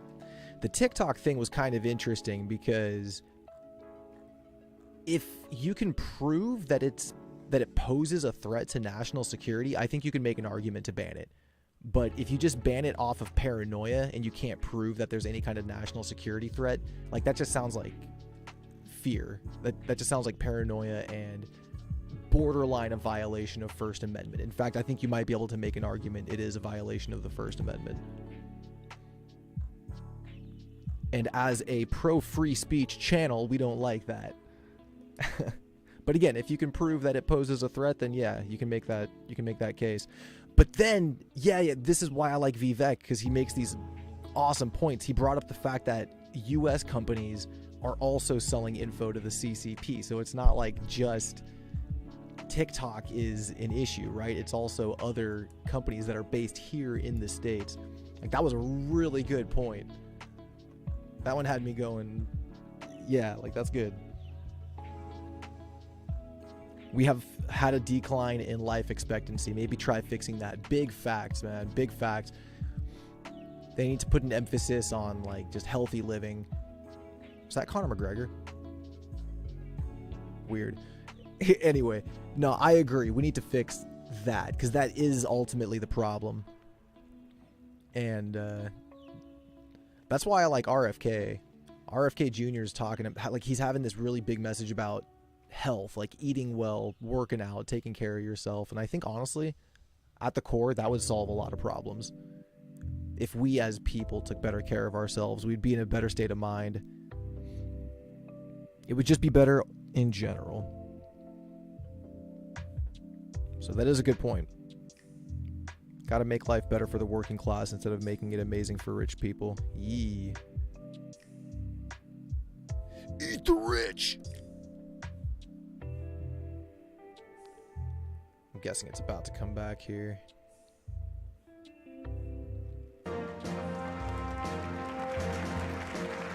Is it in Vegas? No. Maybe. All right, here we go. Welcome back to tonight's NBC News Republican presidential Man, I really debate. hope I don't get Once hit by again, another your Salem strike. Radio's That'll be number 2. Thank you, Lester. 3 strikes, I'm out. When NBC News talks to voters, when I talk to voters every day, taking a gamble here. They all say that the border is a top issue. It can mean a lot of different things. It can mean 2 million people who crossed illegally last year. It can mean more than 150 arrests of people on the terror watch list. It can mean the burden on states from having migrants move into their states from the southwestern border. But I want to talk about opioids specifically and fentanyl, and I'll start with you, Senator Scott. Tens of thousands of Americans' families have suffered a death to fentanyl. Young people sometimes die taking one pill. What can you do as Commander-in-Chief on the first day to stop fentanyl and the waterfall of it into this country? Well, number one, we should close our southern border. For $10 billion, we could close our southern border. For an additional $5 billion, we could use the currently available military technology to surveil our southern border to stop fentanyl from crossing our border. I've already led on legislation that would sanction the Mexican cartels. If you remember the path, the precursors come from China. then they are manufactured in Mexican labs, and then the Mexican cartels bring them across our border.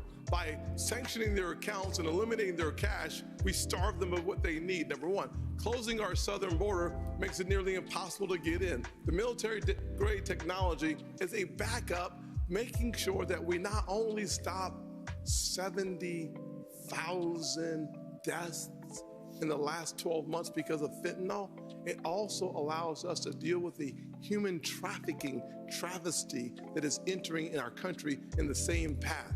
If we are going to deal effectively with 100,000 overdose deaths in our country, Me too, the Fox. 70,000 that is directly linked to fentanyl, we have to deal with our ports of entry. On that note, and deal with our southern border.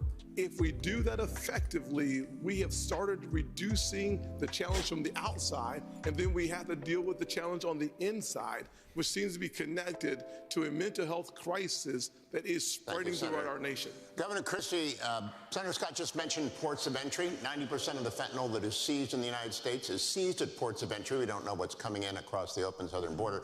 You've been a United States attorney. You've taken on cartels. Can it really be done quickly? What would you do as president? It can be done quickly in two ways, Hugh, on fentanyl. The first way is exactly as you suggest, at ports of entry. We have to beef up what our law enforcement has in terms of technology. I would invest in that as president. We need to make sure that law enforcement has every tool at its disposal to do it. Secondly, on day one, I would sign an executive order that would send the National Guard to partner with Customs and Border Patrol, both at ports of entry and at the open ports of our border. Customs and Border Patrol agents are overwhelmed. There's 200,000 encounters a month over the last 11 months. We simply do not have the man and woman power at the border to be able to deal with it.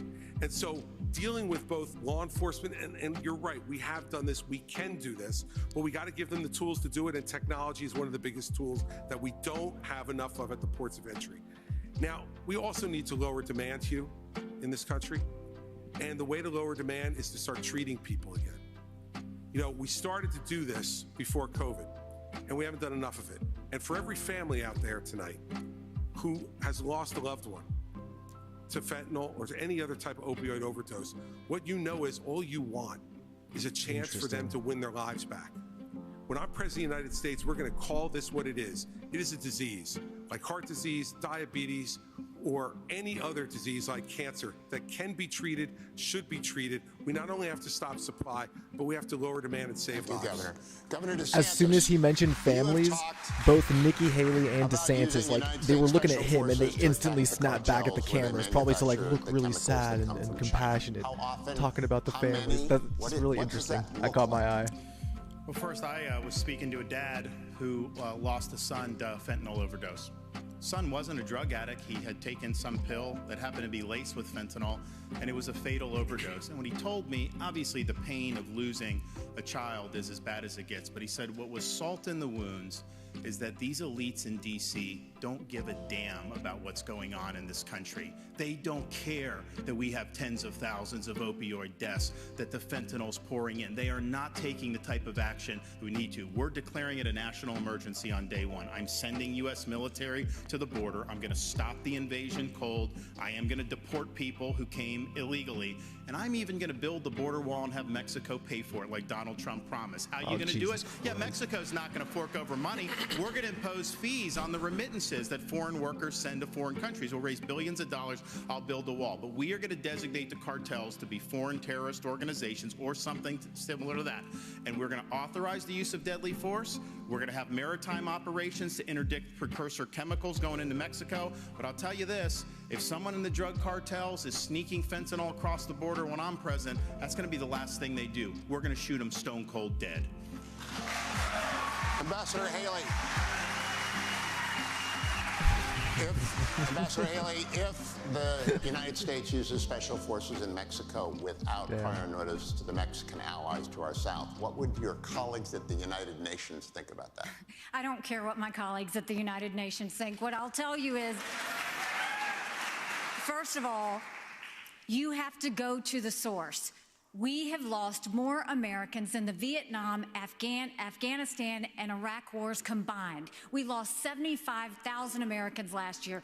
Go to the source. It is the reason why we'll continue to say we will end all normal trade relations with China until they stop murdering Americans. You watch how quick that flow stops. The second thing is we'll send special operations in to take out the cartels. We need to go to where they're distributing it, where the supply centers are, and take them out. We'll put 25,000 more Border Patrol and ICE agents on the ground and let them do their job. We will defund sanctuary cities. We will go back to the Remain in Mexico policy so that everybody stays in Mexico and they never get here in the first place. And instead of catch and deport, we'll go to catch and release. I'm sorry, instead of catch and release, we'll go to catch and deport. That is the way we'll deal with the border. Those are the things that we have to do going forward. But I do agree with Chris. One of the first things that we have to do is really focus on mental health and addiction centers. It is something that is needed in our country terribly because we don't deal with mental health, and someone who doesn't get care for mental health falls into addiction, and we owe it to them to treat it like the cancer that it is. Mr. Ramaswamy, special forces in Mexico shoot them stone cold dead at the border? One thing I just want to say in how we're talking about this issue is, like Ron, I've actually met many parents across this country who have lost their kids to laced pharmaceuticals that have fentanyl in them. The only thing I would ask, Ron, I think you'd be on the same page with me on this. Let's not even call that an overdose. Right. That is not an overdose. That is poisoning. If you put that fentanyl in a Big Mac, we would not call that an overdose. You'd call it what it is. It's closer to bioterrorism.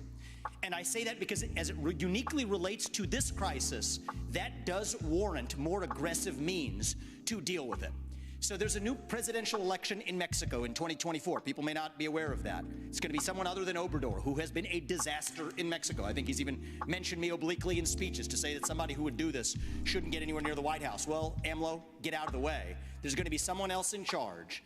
I hope to build a good relationship with that next president of Mexico. We'll use our own military to seal our own southern border. What we need to do is stop using our military to protect somebody else's border halfway around the world when we're short right here at home. Get serious about protecting this border. And then the other thing that hasn't been discussed is the northern border. I'm the only candidate on the stage, as far as I'm aware, who has actually visited the northern border. There was enough fentanyl that was captured just on the northern border last year to kill 3 million Americans. So we got to just skate to where the puck is going, not just where the puck is. Don't just build the wall, build both walls. Can't just complete the wall, use the military to seal the Swiss cheese for the tunnels that they're actually building underneath that wall. Thank you, Mr. Ramaswamy. Be practical and actually get this job done. Thank you. Kristen. Thank you, Hugh.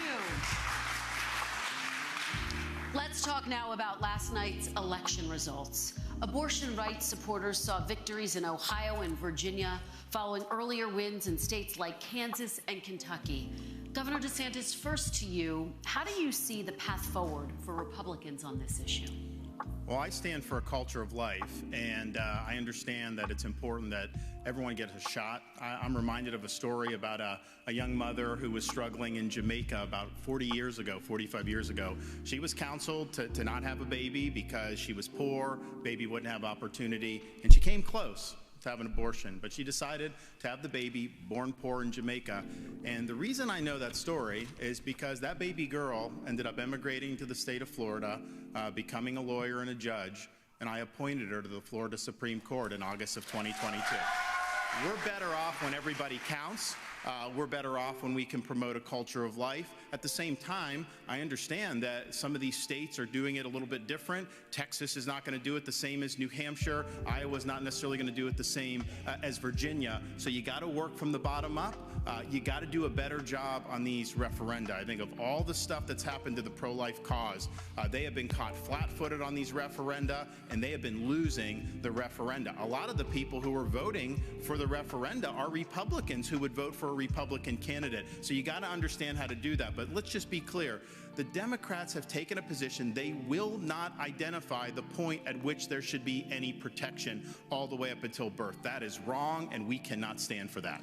All right, Governor DeSantis, thank you. Ambassador Haley, let me have you weigh in. Former President Trump has consistently blamed the abortion issue and how Republican candidates have talked about it for their electoral losses. How do you see the path forward? I've said it before. I think you have to be honest with the American people. This is a personal issue for every woman and every man. I am unapologetically pro-life, not because the Republican Party tells me to be, but because my husband Michael was adopted and I had trouble having both of my children. So I'm surrounded by blessings. Having said that, when you look post-Roe, a wrong was made right. They took it out of the hands of unelected justices and they put it in the hands of the people. And now we're seeing states vote. And what I'll tell you is, as much as I'm pro-life, I don't judge anyone for being pro-choice, and I don't want them to judge me for being pro-life. So when we're looking at this, there are some states that are going more on the pro-life side. I welcome that. There's some states that are going more on the pro-choice side. I wish that wasn't the case, but the people decided.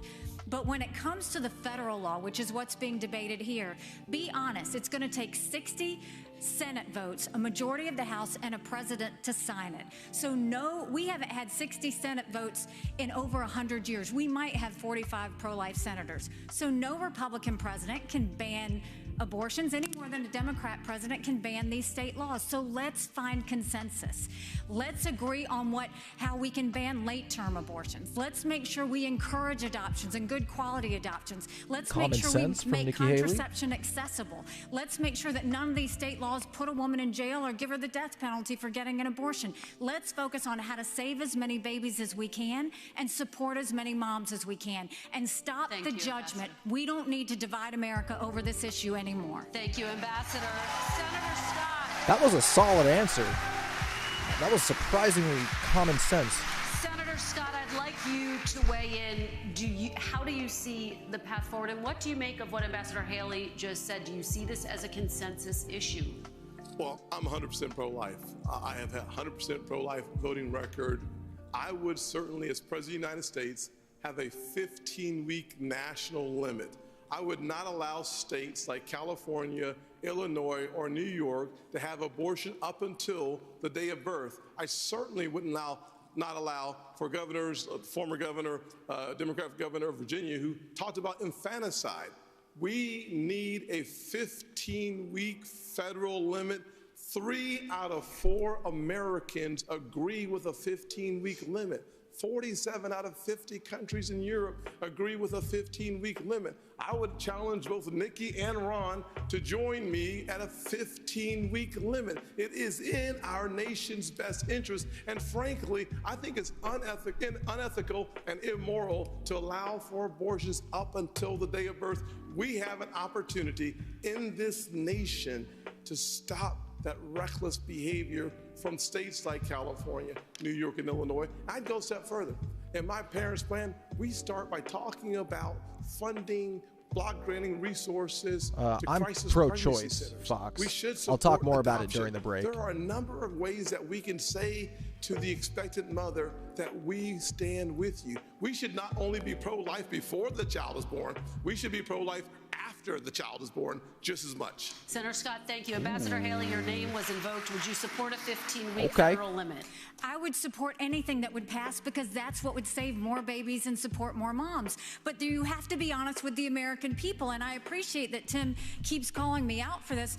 But Tim, there was a bill last year. Lindsey Graham sponsored it. You didn't even co-sponsor the bill. And then when you first were interviewed on this, when you ran, you wouldn't even say you were for 15 weeks. What I'm saying to the American people is, let's see what we can agree on. Let's bring people together and decide what we can agree on. I will sign anything where we can get 60 Senate votes, but don't make the American people think that you're going to push something on them when we don't even have the votes in the Senate. It's important that we're honest about that. Let me go to Mr. Ramaswamy. Would you support a 15-week federal ban, and what is the path forward on this issue? I just wanted to say, I mean, I think Nikki Haley did invoke being honest, and I just want to give credit to Tim Scott. He's honest about where he stood, and I think you should be honest, not making a political calculus, but to say, if a bill is served up, would you sign it?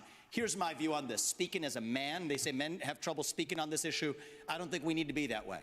It was my home state of Ohio, I'm upset about this, yesterday, that passed a constitutional amendment that now effectively codifies a right to abortion all the way up to the time of birth without parental consent. Why? It's back to that Republican culture of losing.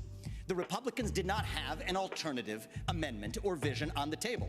I know Ohio. I was born, raised, and I lived there. It's representative of the country. If in the state of Ohio we talked about access to contraception, adoption, and also here's the missing ingredient in this movement, sexual responsibility for men. We live in an era of reliable genetic paternity tests that are 100% reliable. So we can say men deserve more responsibility. So we can tell women we're all in this together. It's not men's rights versus women's rights. It's about human rights. And I come back to that case that Clarence Thomas spoke of. A pregnant woman walking down the street. She's assaulted. The unborn child dies in that assault.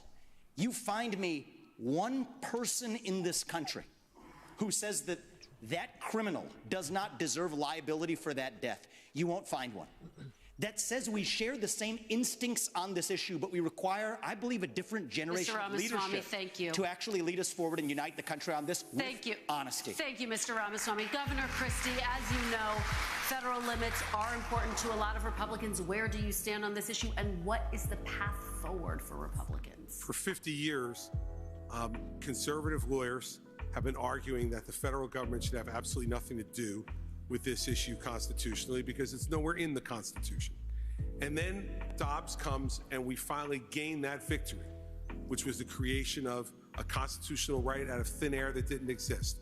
And now we have people running to say, let's short circuit the states from doing what they need to do, and let's go right to some type of federal ban at a certain number of weeks. And people on the stage have been all over the place, 20 weeks, 15 weeks, 12, 6. Look, the Frowners were really smart. And this is an issue that should be decided in each state. And I trust the people of this country, state by state, to make the call for themselves. Now, it's going to lead to a lot of divergence. In Oklahoma, you can't get an abortion unless the life of the mother is at risk. In my home state of New Jersey, it goes up to 9 months that you get an abortion. I find that morally reprehensible. But that is what the people of our state have voted for. And we should not short circuit that process until every state's people have the right to weigh in on it. But here's the bigger issue. Go democracy. The bigger issue is, I love democracy. Tim began to touch on this. I We're love the not Republic. pro-life for the whole life. To be pro-life for the whole life means that the life of a 16-year-old drug addict on the floor of the county lockup is precious, and we should get treatment for her to restore her life. The 52-year-old who's drug addicted should make sure that any of his children who he's passed that addiction on to are treated well too. Pro-life's not just in the womb, Kirsten. It's for the whole life. All right, Governor, thank you. Candidates, thank you. We're going to take a final break, and when we come back, we'll hear from all of you with your closing statements. This is the NBC News Republican Presidential Debate. We'll be back right after this. Cool. One more break. I don't know if I'm going to make it to the end. It sounds like they're just going to make some closing statements when they come back from the commercial, so that's fine. Yeah, I was hyped about that last topic, the abortion topic, because it's the one that I know I'm gonna disagree with pretty much every Republican on. So it's interesting, like, watching them talk about it when fundamentally I know I'm gonna disagree with their position. The fentanyl thing was interesting. I mean, that more tied into like securing the border, which I do agree with. I mentioned it earlier when DeSantis let it slip, but he said the quiet part out loud. Like, I think a lot of Americans are under the impression that the people coming across the border are Latin American or from Mexico, and it's really not the case. They're from all over the place. Like, he said the Middle East, which that's why I looked at him that way. I'm like, oh, he said the quiet part out loud. Yeah, they're coming from the Middle East, they're coming from Asia, they're coming from all over the place, and like, nobody seems to bring that up. But on the abortion topic, yeah, I'm 100% pro-choice across the board. One of my foundational beliefs is bodily autonomy. I think this fleshy meat suit that you pilot, you have 100% control over. No government can come in and tell you what you can and can't do with it. If I want to get a tattoo and put ink in my skin, the government can't say no. If a woman wants to get an abortion, a government can't say no. That's my personal belief. And like, that's why COVID was a really interesting time, because it kind of highlighted some hypocrisy on both sides. All of a sudden, people who would typically have a pro-choice position were all of a sudden like saying, no, we should have a vaccine mandate. And it was a very like pro-life argument.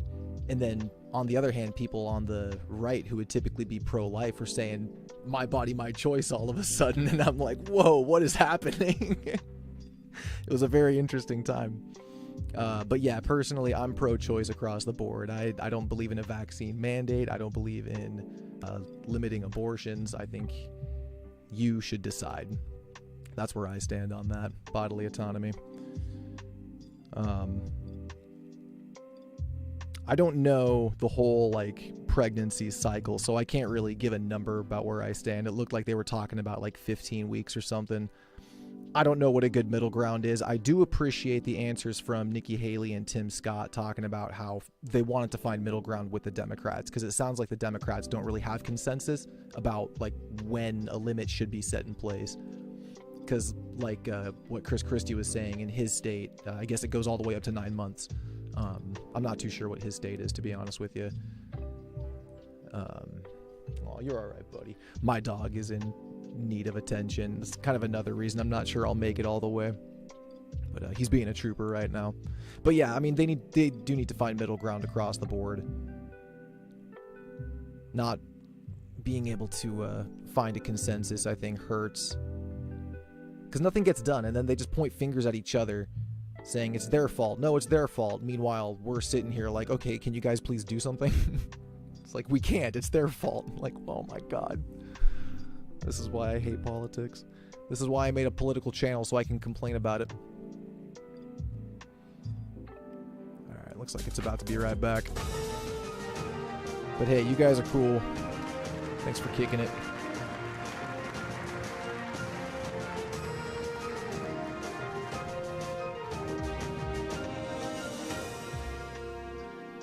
Well, welcome back, everyone. With only 2 hours for a debate, we know there are other major issues that are important to Republican primary voters. I'll ask you each to please use your closing statement to focus on any topic you didn't have time to address and why you and not former President Trump would be the party's best choice to tackle these important issues. You each have a minute. Senator Scott, we'll start with you. 1 minute. There's a crisis that is growing in our nation, and that crisis is cultural and spiritual. We need a renewal, a great awakening. We should reject the left's valueless, faithless, fatherless society. It is fun. We should turn back to faith, patriotism, hope I don't get another strike for it. Responsibility. That'll be rough. We should rough. stop choosing victimhood and start choosing victory.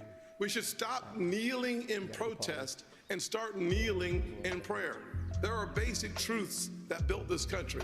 If you're able-bodied in America, you work. If you take out a loan, you pay it back. If you commit a violent crime, you go to jail. And if God made you a man, you play sports against men. I do not just want to... Audience, please. I do not just want to win the battle against Joe Biden. I want us together to win the war. The war for our Christian conservative values that changed my life. Senator Scott, thank you. Governor Christie, you have... That's why I'm asking you for your vote.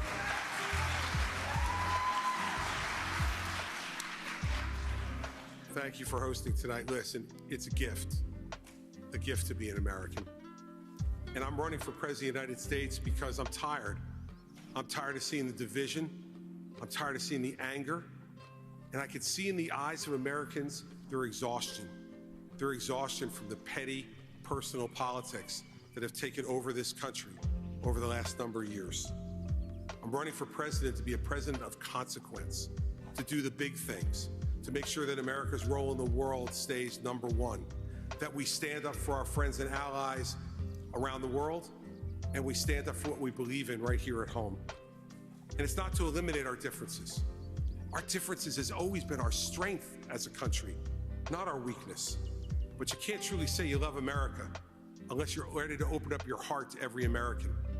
I'm going to open up my heart to every American as president, and I will make sure that I return honesty, integrity to the Oval Office.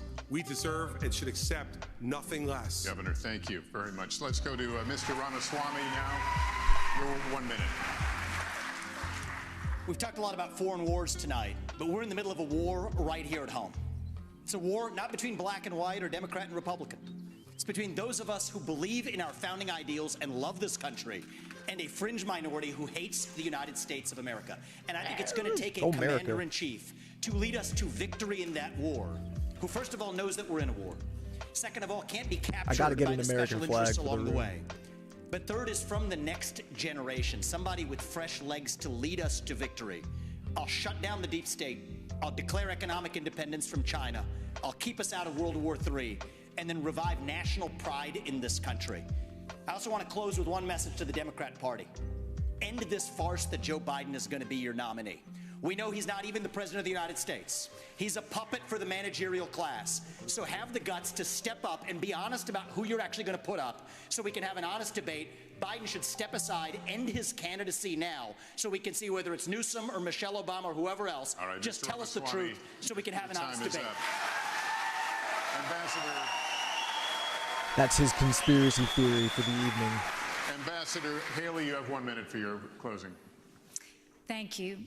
The world is on fire. We have a war in Europe. Let that We've got a war in the motherfucker Middle burn. East. We've got China on the march.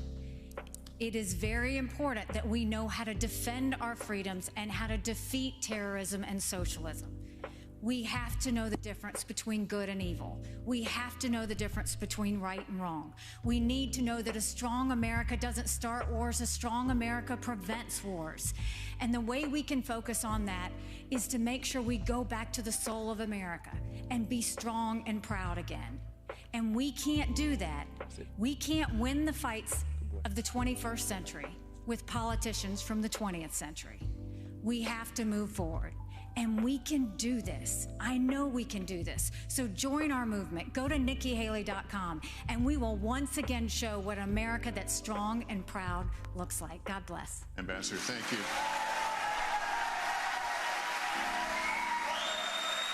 Governor DeSantis, your closing. You have 1 minute. We must reverse our country's Last one. decline, and that is going to require leadership. I will take the hits, I will take the arrows, I will take the barbs. Even I'm 'cause sick it's of this not at this about point. me, I'm barely it's tuned about in. you. It's not about the past, it's about your future. We are going to fight for you. I am going to win for you and your family, and I'm going to lead this country's revival. As a veteran of the Iraq War and in the Navy, I will always put service above self as president. As the father of 3 young kids, I'm going to ensure that this country is left to the next generation in better shape than we found it.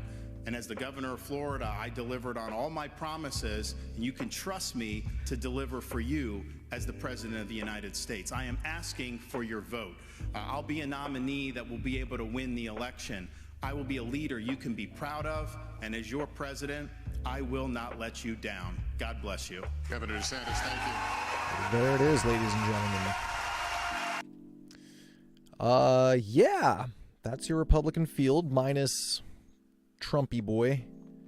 I don't think any of these guys are going to get the nomination. I think Trump is still going to be the one. It's going to come down to Trump versus Biden again. My personal prediction, Trump's going to win it. I think Trump's going to become president again. My personal prediction, I could be wrong. I thought he was going to win it last time, and I was proven incorrect. So what do I know, right? But my boy RFK Jr. is apparently surging in some polls. He was polling at like some 22% in some states, which is dope. That was really cool to see. So hopefully he does some damage to these other clowns. I don't know. It feels weird rooting for an establishment guy, but he's open about being establishment, which makes it a little bit better. But we'll talk about it more some other time. Thank you guys for hanging out with me. It has been a blast. Yeah, Fox. Yeah, thanks for tuning in, man. As a Floridian, not a fan of DeSantis, especially his "Don't Say Gay" bill. Yes, I got into it with a friend of mine over that one a little while ago. Not a fan of it either. But yeah, I need to start making content on the channel and actually like talking about it. But yeah, appreciate you guys hanging out. Take care. Peace.